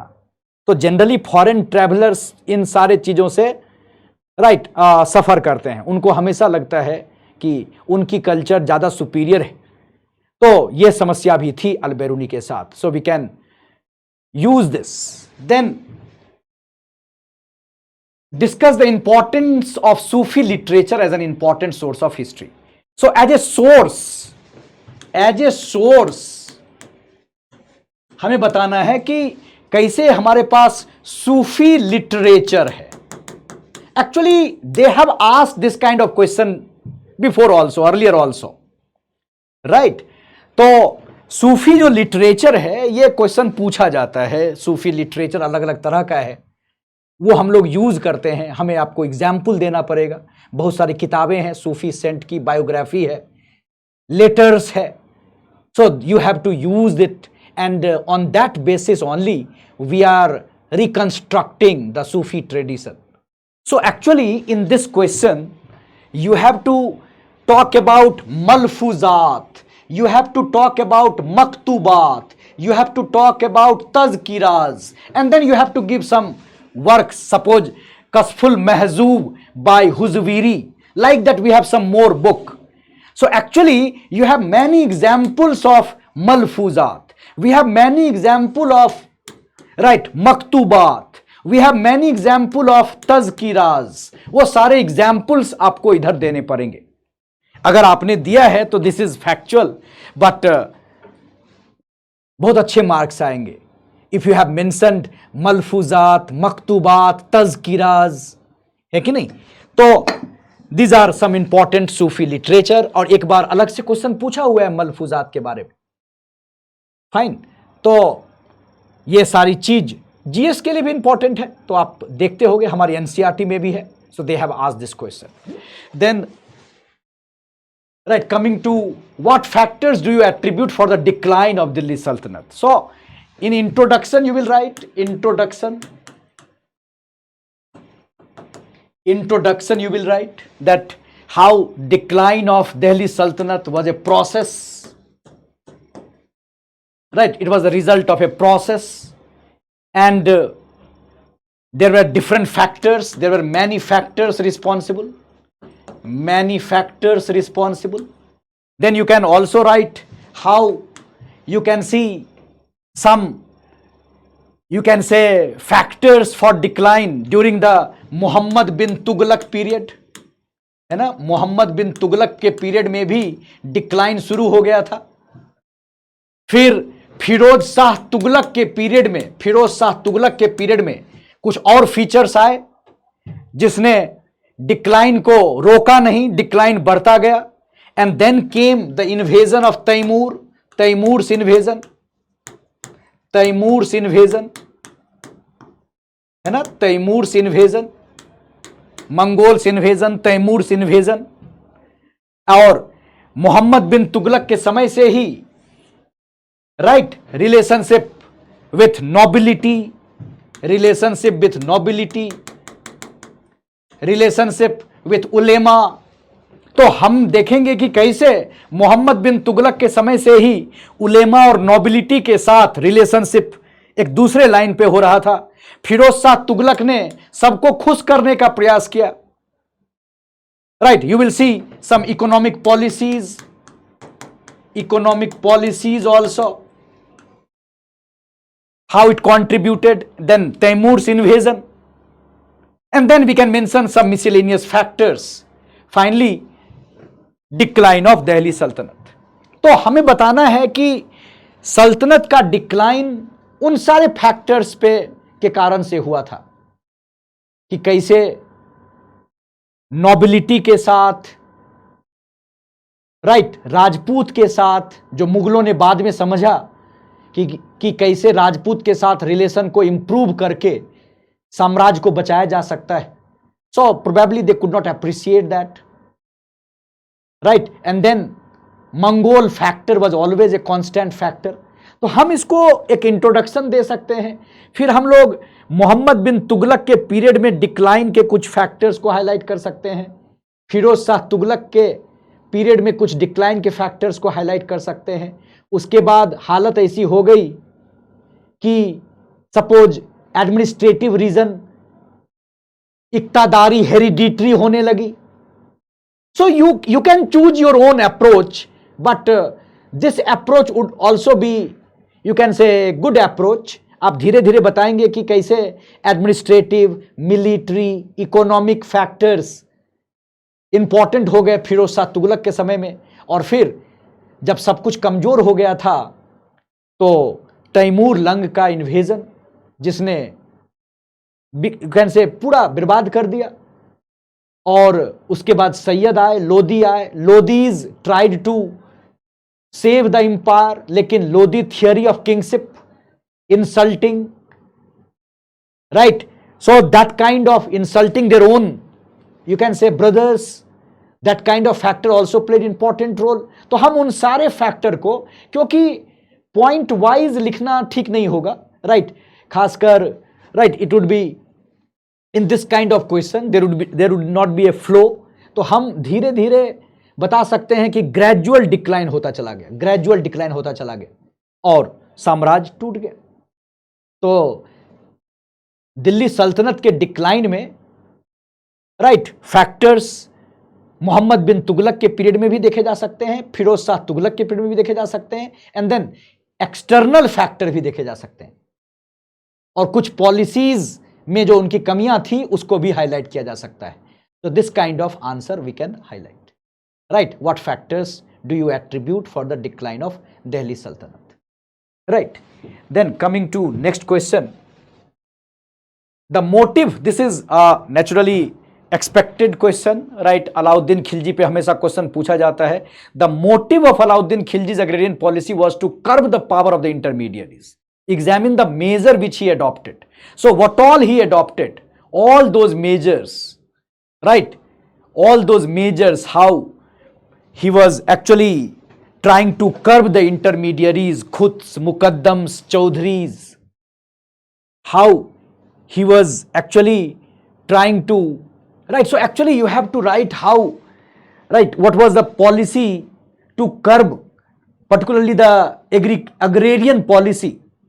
So how he was, introducing some ordinance, है ना, याद होगा आपको कि अलाउद्दीन खिलजी ने कुछ ऑर्डिनेंस पास किया, है ना, उनका, राइट, इंटरमीडियरी को खत्म करने के लिए उनके पार्टी को बंद कर दिया, उनके बीच में रिलेशन, मैट्रिमोनियल रिलेशन को परमिशन लेना पड़ा, राइट। तो वो सारे ऑर्डिनेंस की बात करनी है।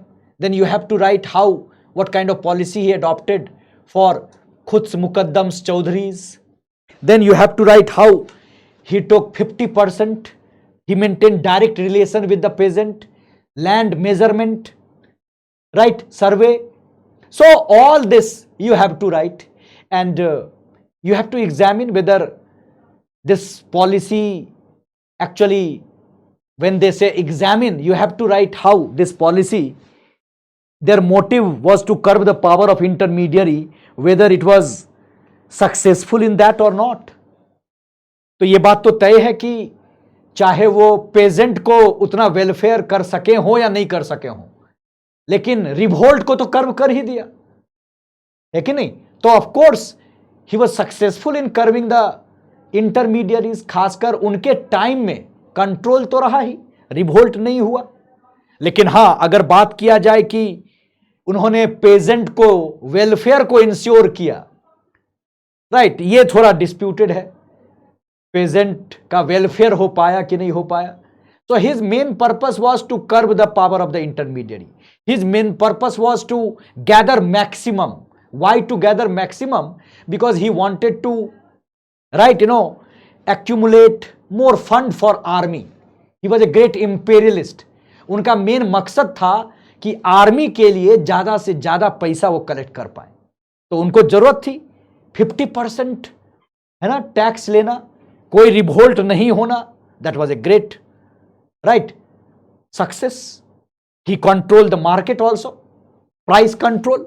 So you have to write all this thing, you have to examine the measure. Examining मतलब ये जो मेजर उन्होंने उठाए थे, क्या ये मेजर इंटरमीडियरी के पावर को चेक करने में कामयाब रहे या नहीं रहे। तो that we have to highlight, right. Then discuss the role of Noor Jahan in the Mughal court politics during the reign of Jahangir. So you have to write about Noor Jahan, right? You have to write how Noor Jahan played important role. कैसे कि there was a Noor Jahan junta, there was a group, how she, right, started using the title Badshah Begum, right? You will see that she started using that title. Then there was coins also in her name, coins also in her name,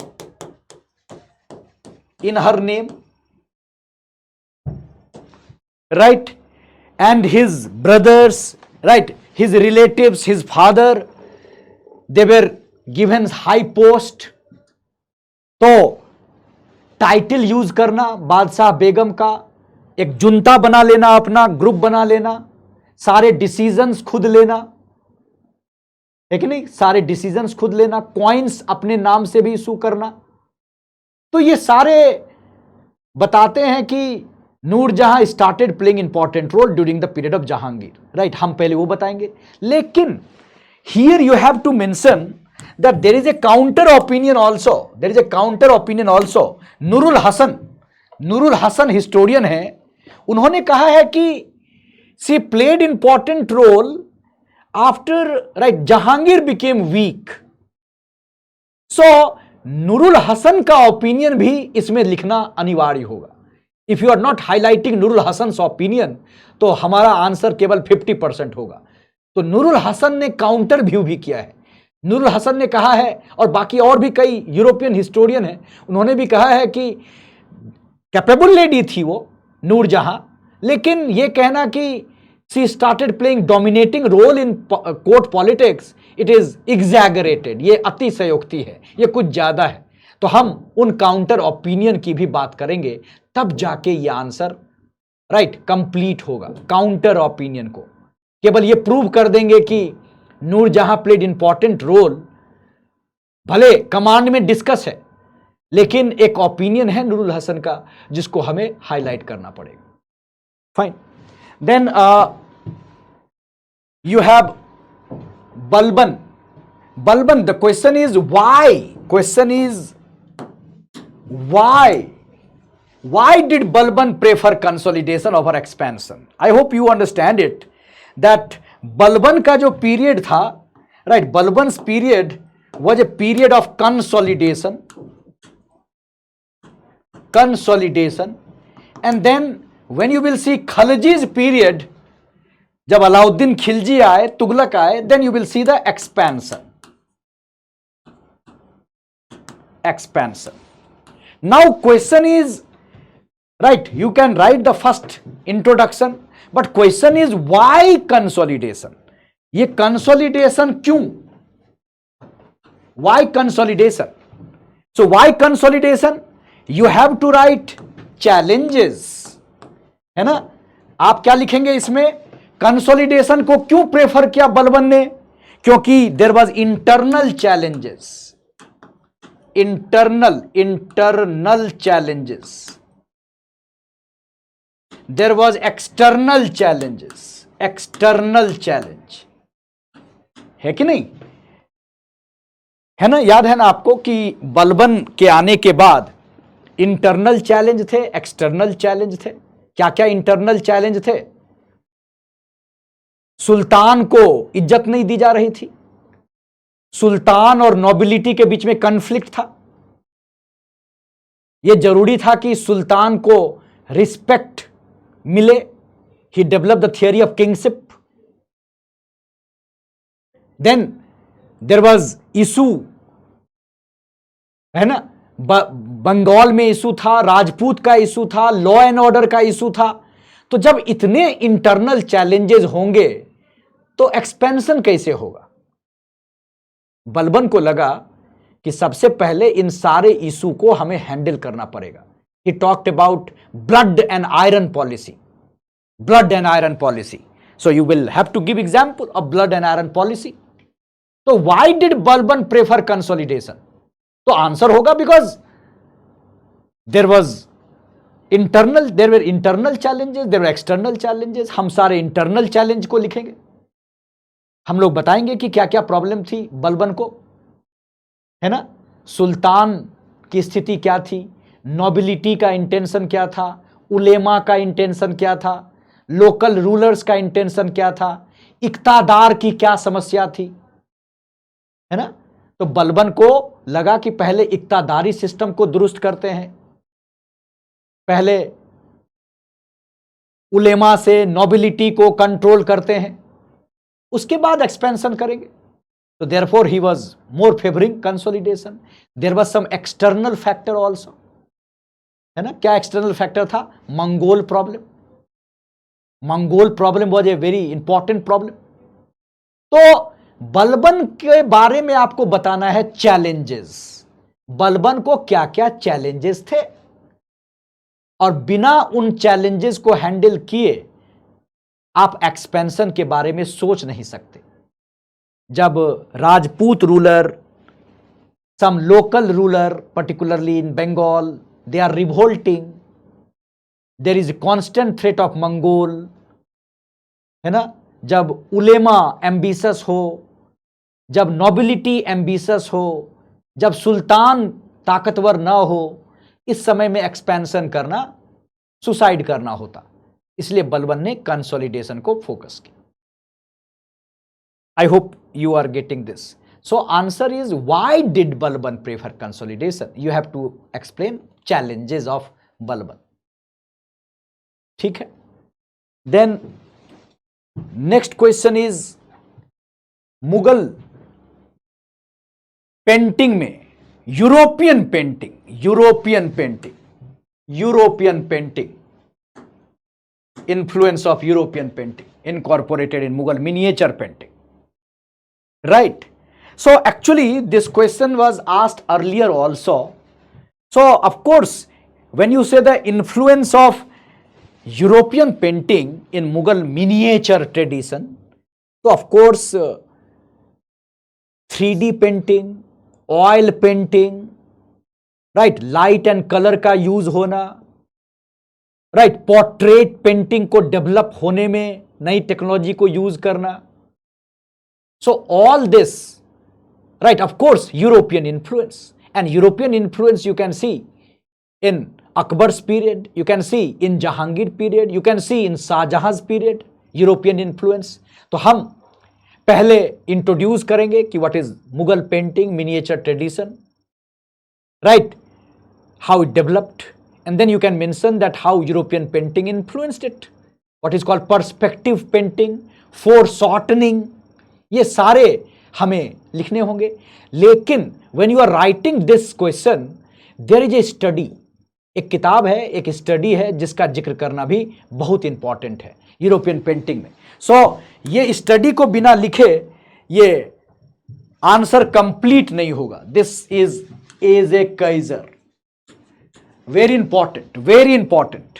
so you can start your answer with Mughal painting reflect a synthesis of foreign influence and indigenous flavour, synthesis of foreign influence and indigenous flavour.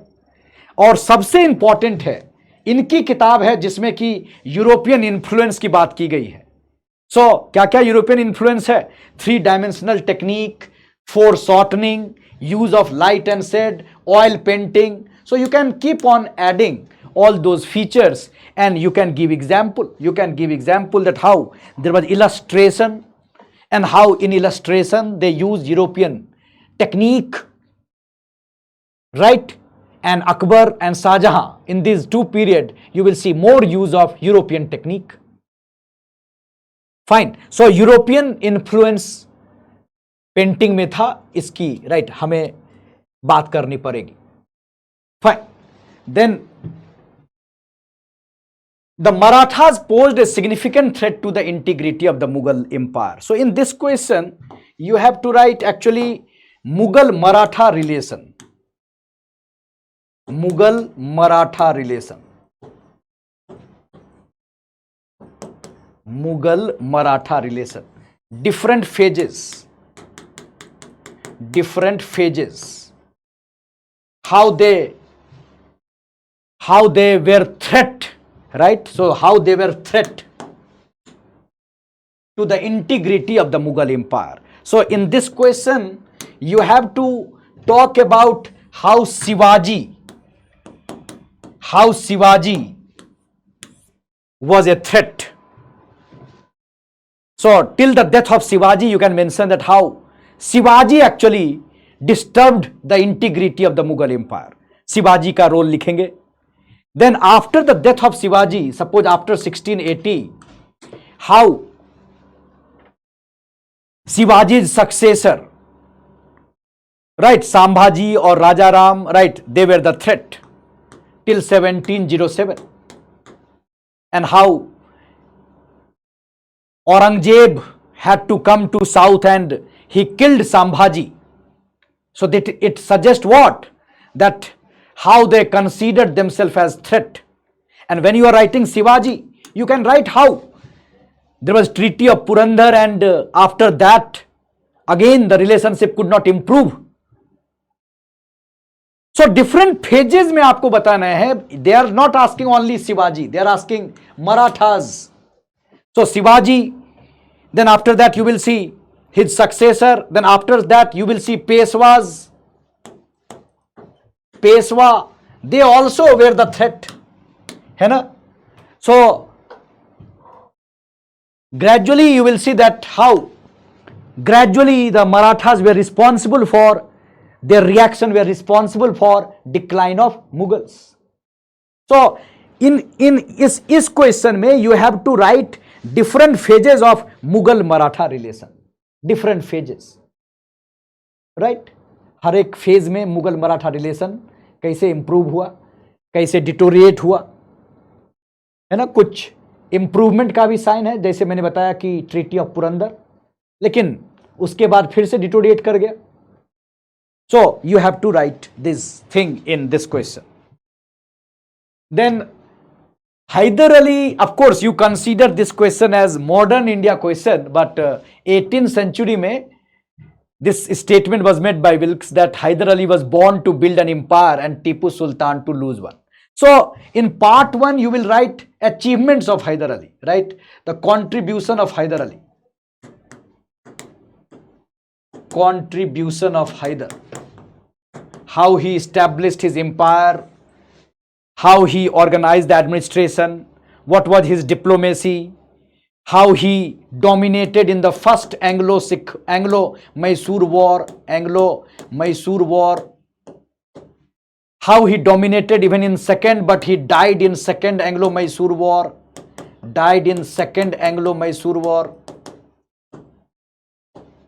right? Then you have to write how Tipu continued the Anglo-Mysore War. He participated in second, then third, and then fourth Anglo-Mysore War, and finally he was defeated. 1799 he was defeated. So he lost the empire. But you have to mention how Tipu had more challenges.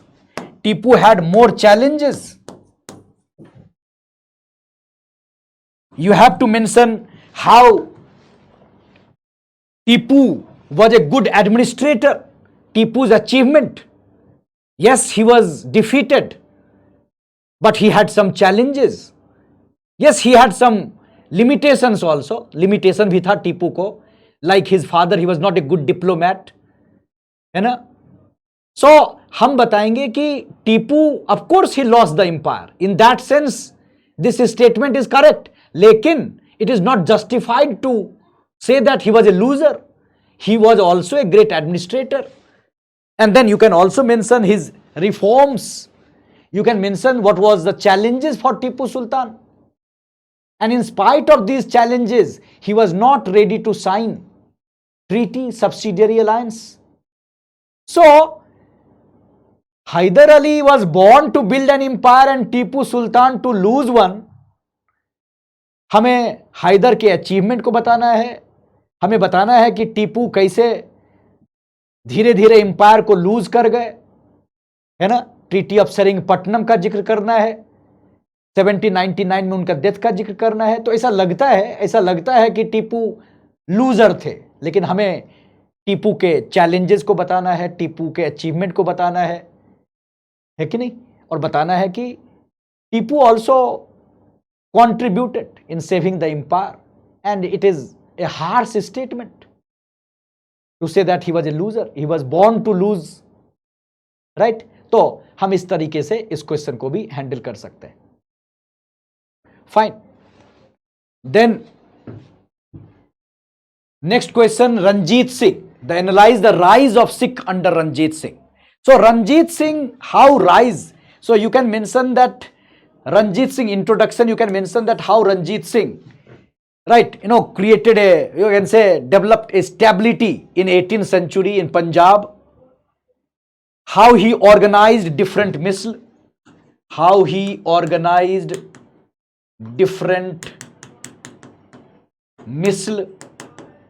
He was the son of chief of Sukar Chakya misl.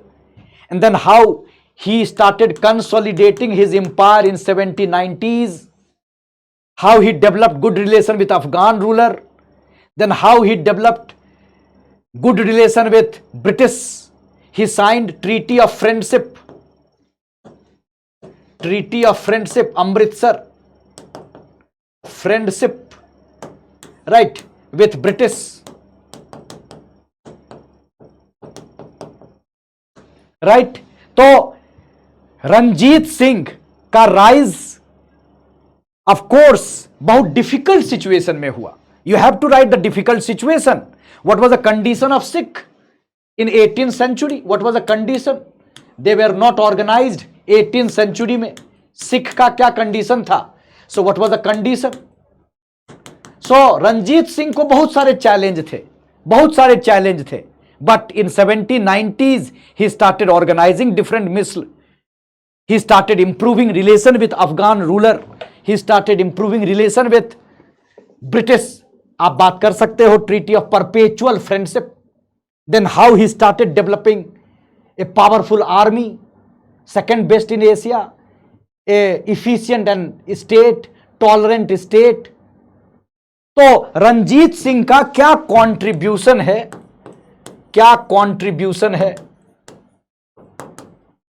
in the context of establishing an empire, in the context of his administration, in the context of his army, in the context of providing stability. ये सारी चीज हमें लिखनी है rise of Ranjit Singh. But you have to analyze whether this rise was permanent, whether the Sikh continued to dominate. No. After the death of Ranjit Singh, British annexed. So, probably Ranjit Singh failed to comprehend the real nature of this British Empire. शायद उनसे गलती हो गई समझने में कि ये किस तरह के लोग हैं, ब्रिटिश किस तरह के लोग हैं. तो राइज तो हुआ सिख का रंजीत सिंह के अंदर में, लेकिन तुरंत रंजीत सिंह की मृत्यु के बाद आपको पता है कि क्या हुआ. तो that sense you can analyse also. Fine. Then Mughal architecture was syncretic in character. Syncretic in character. Right. So actually, you have to write how Mughal architecture was influenced by Persian tradition, है ना? Persian tradition जो दिल्ली सल्तनत के period से चला आ रहा था. Persian tradition. Even the Humayun's effort, right? So Persian tradition, of course, पहले से थोड़ा चला रहा था Persian tradition. Then of course there was influence of some Indian tradition. Indian tradition. Right? So Persian tradition, Indian tradition. Of course, you will see how there was influence of some other European tradition also in terms of decoration, right? So Mughal architecture, you have to write how the development and how gradually it came under influence of some, you can say, foreign elements also, Indian elements also. There was in the Akbar period, there was Rajput influence also. You will see some Hindu influence also, some Buddhist influence also. You will see Hindu influence, some Buddhist influence, है ना? चाहे वो फतेहपुर सीकरी के कुछ construction में हो या अन्य कंस्ट्रक्शन में, you can see some influence. तो हमें धीरे धीरे बताना है कि किस पीरियड में, suppose tomb making, suppose mosque making, suppose palace making, कहां कहां फॉरेन इन्फ्लुएंस है, कहां कहां लोकल इन्फ्लुएंस है. डेकोरेशन में सपोज पित्रा द्योरा, सपोज ये कहां से बाहर से इन्फ्लुएंस्ड है कि नहीं. सपोज कैलीग्राफी, ये कहां से इन्फ्लुएंस है. So gradually you will C in the Mughal architecture, Indo Islamic architecture, how Mughal architecture represent syncretic, right? You no, it was syncretic in character. तो हमें अलग अलग पीरियड की इंट्रोडक्शन लिखना है, अलग अलग पीरियड में हमें एक एक रूलर को लेना है और बताना है कि इस टाइम में ये बिल्डिंग था, इसमें ये स्ट्रक्चर इन्फ्लुएंस हुआ है. तो हमें एग्जाम्पल देना होगा इस पीरियड में, राइट? सो मुगल आर्किटेक्चर के बारे में लिखना जरूर है, लेकिन हमें ज़्यादा फोकस करना है कि कैसे अलग अलग ट्रेडिशन समन्वयवादी, इंक्लूसिव, अलग अलग ट्रेडिशन मुगल आर्किटेक्चर में पाए गए. Mainly Akbar's period, right? Even in Taj Mahal you will see many features. It was, right, there is a debate that this feature is related to suppose European feature. तो बहुत सारे ऐसे features हैं जो बताए जाते हैं कि बाहर से लिए गए कुछ, राइट? हमारे जो शुरू से ट्रेडिशन चले आ रहे थे, सपोज लोधी का ट्रेडिशन भी लिया गया, अफगान ट्रेडिशन भी लिया गया, सपोज डबल डोम. तो जहां जहां जो चीजें अच्छी थी उसको लिया गया. So that was, therefore, Mughal architecture is considered as syncretic. Fine. Done. Then, now the economy of India was not stagnant in the 18th century. Discuss. So you have to start that generally 18th century economy is considered as, right, you know, declining, deteriorating. 18th century is called dark age. 18th century को कहा जाता है dark age. But now recent discovery, now this theory challenged, right? Now this theory challenged. Now you will see development of agriculture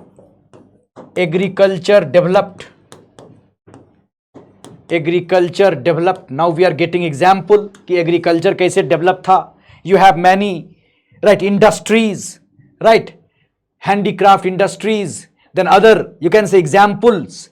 So we have to give example of industry, we have to give example of trade, कैसे India में favourable trade था, कैसे Indian goods it was known outside, है ना, India के बाहर भी ये नोन था।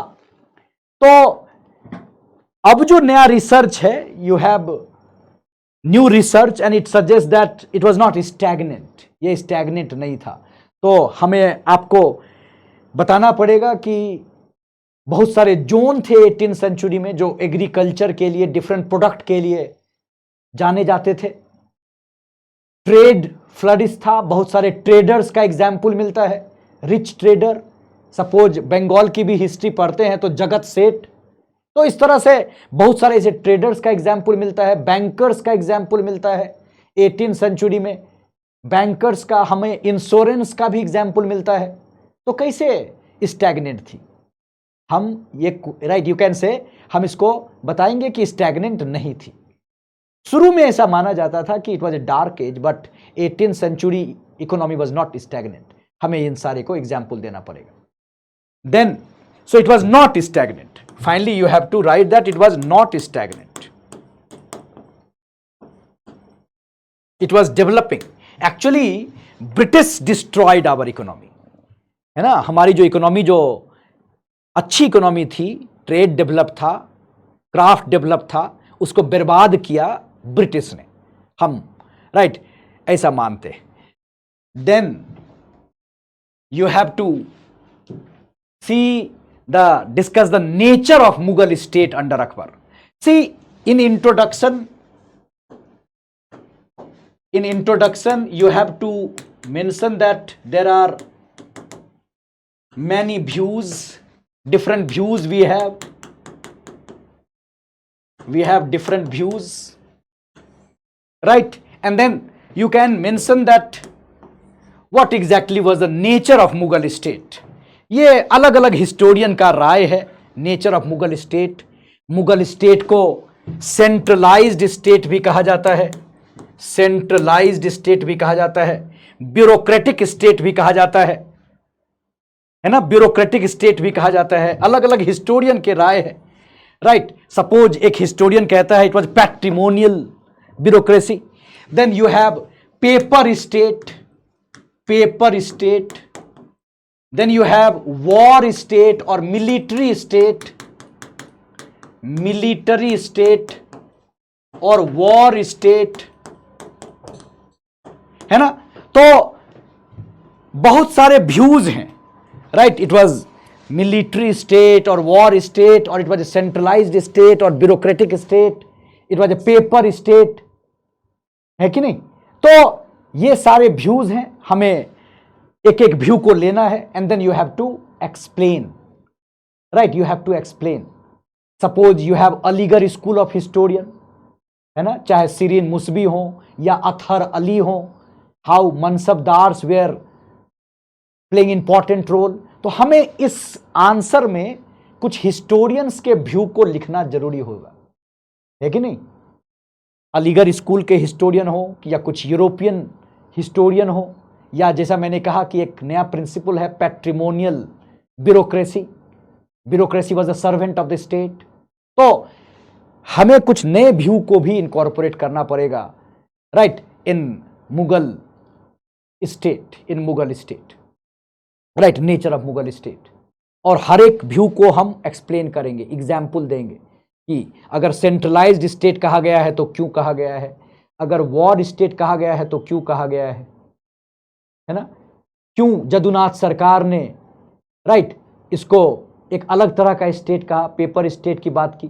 तो इस तरीके से अलग अलग हिस्टोरियन का हम राय देंगे और हम उसको एक्सप्लेन करेंगे। तो idea is that nature of Mughal state के बारे में अलग अलग राय है, डिफरेंट व्यूज है। Is it fine? So this is in brief you can say discussion on these question.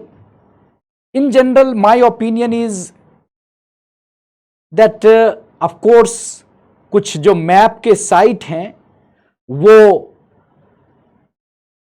नए तरह से हैं, कुछ साइट्स एक्सपेरिमेंट किया गया है, तो वो शायद उसको देख के थोड़ा सा